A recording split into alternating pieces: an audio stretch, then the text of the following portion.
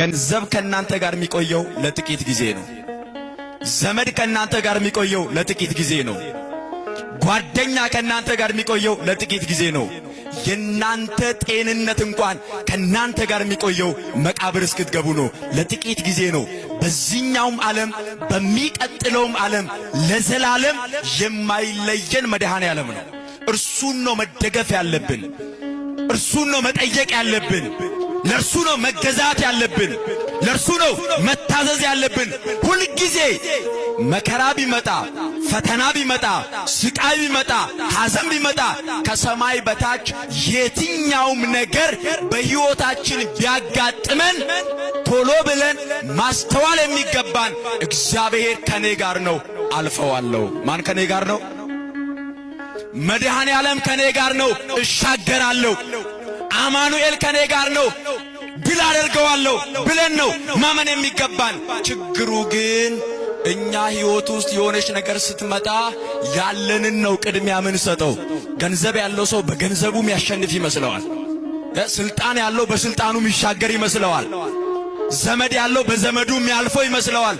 ገንዘብም ስልጣንም ዕውቀትም ብልሃትም ጉልበትም ኃይልም አላፊ ጠፊ ነው። ለዘላለም የሚያሻግር ማን ብቻ ነው? ክብርና ምስጋና ለስሙ ይሁን። አመስግኑት እግዚአብሔርን። ሕይወት በመካከላቸው ሳለ ስለ ሞት ይጨነቁ ነበር። በጣም ፈሩ፣ ተነገጡ። ከዚያ በኋላ ጌታ ሆይ አሉት። ጌታ ሆይ፣ ያው ቀኑን ሙሉ እየሰበከ ነው የዋለው። ቀኑን ሙሉ እያስተማረ ነው የዋለው። ደክሞታል፣ አንቀላፋ፣ ተኛ። ከዚያ በኋላ መጡና ጌታ ሆይ ስንጠፋ አይገድህምን? ልንሞት ነው፣ ልንጠፋ ነው። ውሃ ወደ ታንኳይቱ ሊገባ ነው። እባክህን አድነን፣ በሞትና በሕይወት መካከል ያለነው ታደገን አሉት። መለመናቸውም አንድ ነገር ነው። እየሰማችሁ ነው አይደለ? እስኪ እንለምነው እግዚአብሔርን። አሁን መረዳት ያቃተን ትልቁ ነገር እግዚአብሔር አባታችን ነው። እግዚአብሔር ምናችን ነው?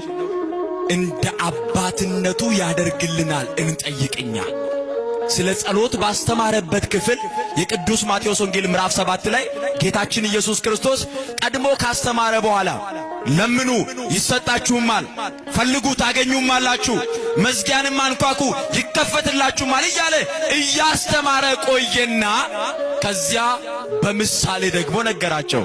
እንደዚህ አለ፣ ከእናንተ መካከል አለ ልጁ አሳ ቢለምነው ለልጁ አሳውን በመስጠት ፈንታ አሳውን ትቶ ለልጁ እባብ የሚሰጥ ወላጅ አለ ወይ አለ። አረ በስመ አብ! የለም። እነሱ ያው የሚመገቡት አሳ ስለሆነ አሳ ነው።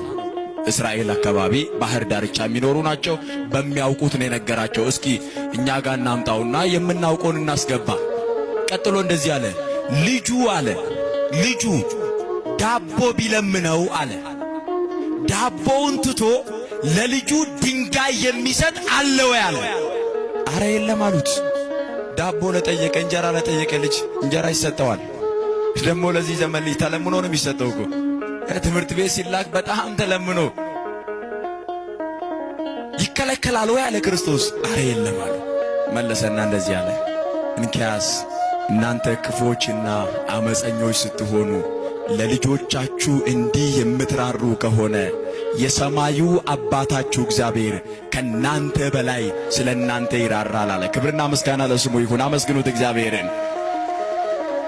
እንዳይመስላችሁ በጣም ብልጣብልጦች ስለሆንን፣ በጣም ጉልበት ስላለን፣ በጣም አቅም ስላለን፣ በጣም ማስተዋል ስለምንችል ጥበበኞች ስለሆንን አይደለም የኖርነው።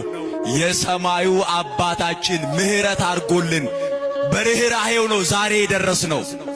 ስለዚህ እናንተ ለልጆቻችሁ እንዲህ የምትራሩ ከሆነ አለ ለልጆቻችሁ የምትጨነቁ የምታስቡ ከሆነ ያውም አመፀኞች ሆናችሁ፣ ያውም ኃጢአተኞች ሆናችሁ፣ ያውም ክፋት ሞልቶባችሁ፣ ነገር ግን ለልጆቻችሁ የምትራሩ ከሆነ የሰማዩ አባታችሁ ከናንተ በላይ ስለ እናንተ ያስባል፣ ደግሞም ይራራላችሁ።